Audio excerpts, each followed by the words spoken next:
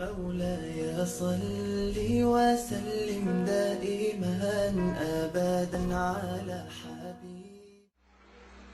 چنانچہ جس کے ہاں بیٹی ہو ان کو چاہیے کہ سب سے پہلی چیز اس بچی کو سمجھائیں کہ بیٹیوں کے اندر حیا زیادہ ہونی چاہیے اور ان کو پاک دامنی کی زندگی کی ترغیب دینی چاہیے. اللہ کے پیارے حبیب صلی اللہ علیہ وسلم کی بیٹی سیدہ فاطمہ الزہرا رضی اللہ تعالیٰ عنہا جو خاتون جنت بنی، ان کے اندر اتنی حیا تھی. ایک مرتبہ نبی علیہ السلام نے صحابہ سے پوچھا کہ بہترین عورت کون ہے؟ کسی نے کوئی جواب دیا، کسی نے کوئی جواب دیا. حضرت علی لانو کسی کام کے لیے اٹھ کر گھر آئے اور انہوں نے آ کر یہی کوسچن سیدہ فاطمہ الزہرا رضی اللہ عنہا سے پوچھا کہ بہترین عورت کون سی ہے؟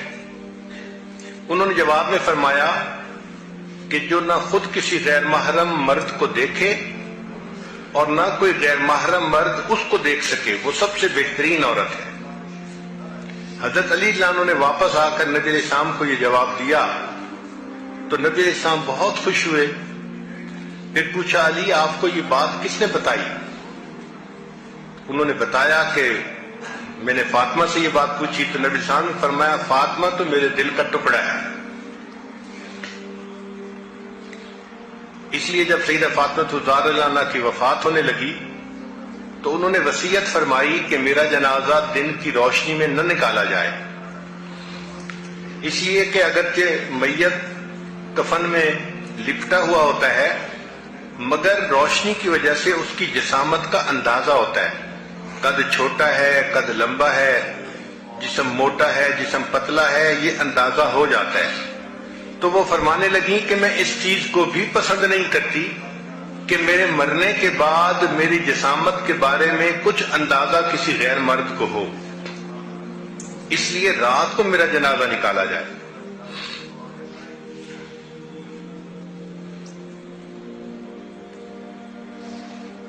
سیدہ عائشہ صدیقہ رضی اللہ تعالی عنہا سیدنا صدیق اکبر اللہ عنہ کی لاڈلی بیٹی تھیں اور اللہ رب العزت نے ان کو ایسی حیا دی تھی، ان کی پاکیزگی کا اندازہ لگانا ہو تو اس بات سے لگائیں کہ ان کا نکاح اللہ کے حبیب صلی اللہ علیہ وسلم سے ہوا. اور اللہ فرماتے ہیں الطیبات للطیبین کہ پاکیزہ مردوں کے لیے پاکیزہ عورتیں. تو سیدہ صدیقہ عنہا کی پاکیزگی کا اندازہ لگانا ہو تو نبی علیہ السلام کی پاکیزگی کا تصور کیجیے.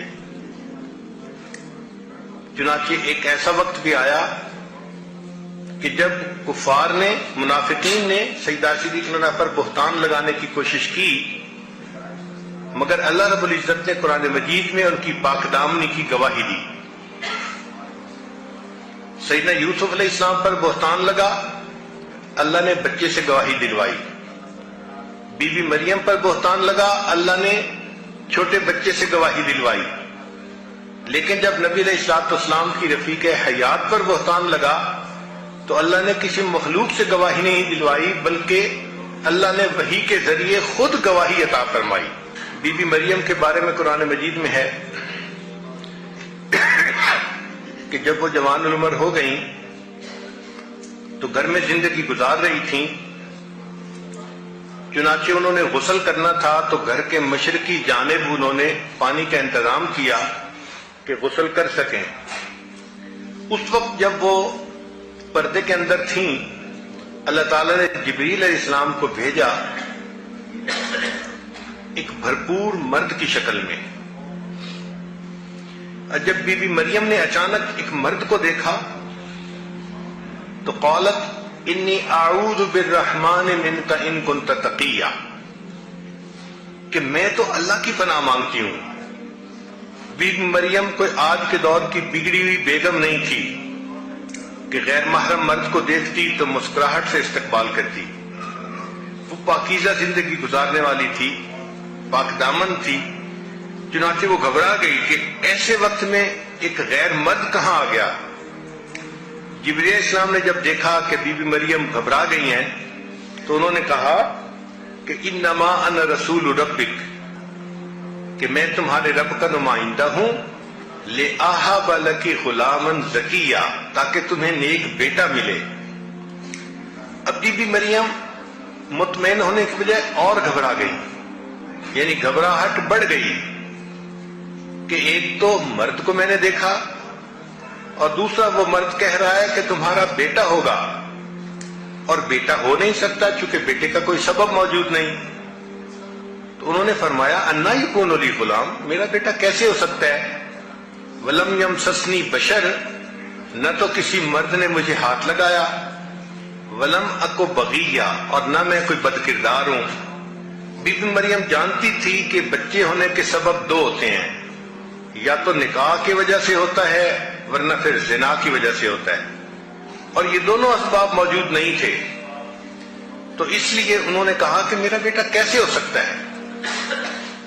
نہ تو میں نے نکاح کیا اور نہ میں نے زنا کیا۔ تو جبریل علیہ السلام نے جب یہ سنا تو انہوں نے کہا قال کذالک، ہاں ایسا ہی ہے جیسے آپ کہہ رہی ہیں۔ یہ کذالک کا لفظ جو ہے یہ بی بی مریم کی پاک دامنی کے اوپر ایک مہر ہے جو قرآن نے لگا دی۔ ہاں بی بی مریم، آپ جو کہہ رہی ہیں آپ بالکل سچ کہہ رہی ہیں۔ یہ کذالک کا لفظ بی بی مریم کی شان بیان کرتا ہے۔ اللہ ایسی بیٹیاں ہر کسی کو عطا فرمائے کہ جو ایسی پاک دامنی کی زندگی گزارنے والی ہو کہ اس پر اللہ کے فرشتے بھی پاک دامنی کی گواہی لگائے۔ دوسری صفت بچی کے اندر نیکی کا شوق پیدا کرنا، چنانچہ چھوٹی بچی کی شروع سے ہی تربیت ایسی کرنی چاہیے کہ اس کے اندر عبادت کا شوق بھر دیا جائے۔ سیدہ فاطمہ الزہرا رضی اللہ عنہا کے بارے میں آتا ہے، سردیوں کی لمبی رات میں انہوں نے تہجد پڑھی، جب سلام پھیرا تو دیکھا کہ فجر کا وقت قریب ہے، تو دعا مانگنے لگی اور دعا مانگتے مانگتے روئیں اور کہا کہ اللہ میں نے تو 2 ہی رکعت کی نیت باندھی تھی، تیری راتیں کتنی چھوٹی ہیں کہ 2 رکعت میں تیری ساری رات ہی ختم ہو گئی۔ پھر تیسرا، اس بچی کو خدمت کا جذبہ پیدا کرنا چاہیے۔ اللہ تعالیٰ نے مردوں کو عبادت کے ذریعے سے جنت دینی ہے، عورتوں کو خدمت کے ذریعے سے جنت دینی ہے۔ چنانچہ حدیث مبارکہ میں ہے کہ جو عورت اس طرح فوت ہو کہ فرائض پر عمل کرنے والی ہو اور اس کا خامد اس سے خوش ہو تو اللہ تعالیٰ اس کے لیے جنت کے دروازے کو کھول دیں گے، وہ سیدھی جنت جائے گی۔ تو بچیوں کے اندر خدمت کا جذبہ پیدا کرنا چاہیے۔ ہم نے دیکھا ہے کہ چھوٹی بچیوں کے اندر فطری طور پر یہ جذبہ موجود ہوتا ہے، بس اس کو تھوڑا ڈائریکٹ کرنا پڑتا ہے۔ پھر بچیوں کو استقامت سکھانی چاہیے کہ حالات کی اونچ نیچ جیسی بھی ہو وہ نیکی کے اوپر جمی رہیں۔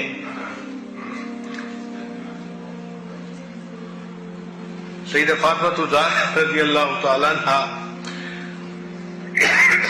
اپنے گھر کے کام کاج خود کرتی تھیں، ہاتھوں میں گٹے پڑ گئے تھے،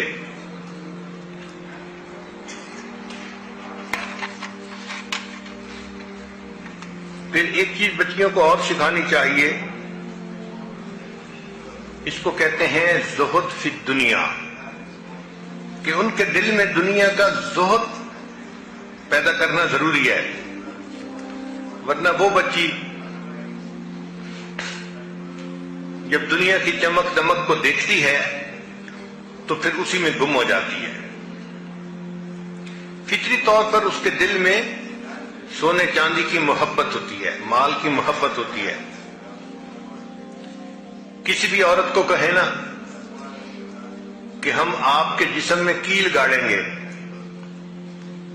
تو پریشان ہو جائے گی، میرے جسم میں کیل ٹھونکیں گے؟ آپ کہیں ہاں ہاں سونے کا کیل ٹھونکیں گے، کہنے لگی پھر ٹھیک ہے۔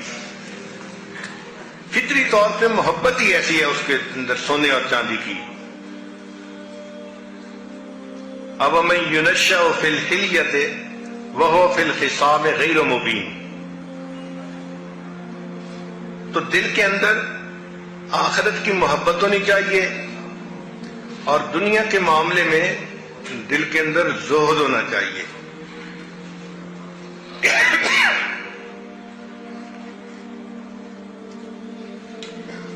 بچی کی تعلیم کا بہت خیال رکھنا چاہیے تاکہ وہ بچی پڑھ لکھ کر سمجھدار بن کر زندگی گزار سکے. شریعت نے کہا کہ عورت ناقص العقل ہوتی ہے. اس پر بعض عورتوں کو بہت غصہ آتا ہے کہ ہمیں ناقص العقل کیوں کہا گیا.